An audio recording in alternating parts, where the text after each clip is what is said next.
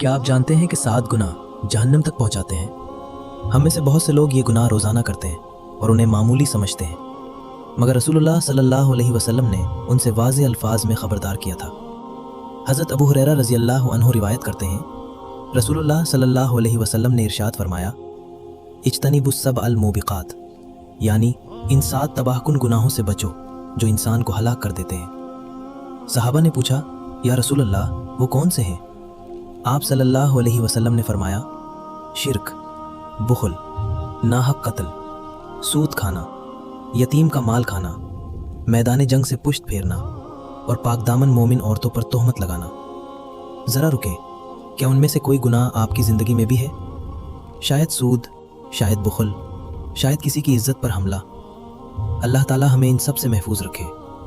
Comment میں لکھیں آمین اگر آپ چاہتے ہیں کہ اللہ تعالی آپ کو ان گناہوں سے بچائے۔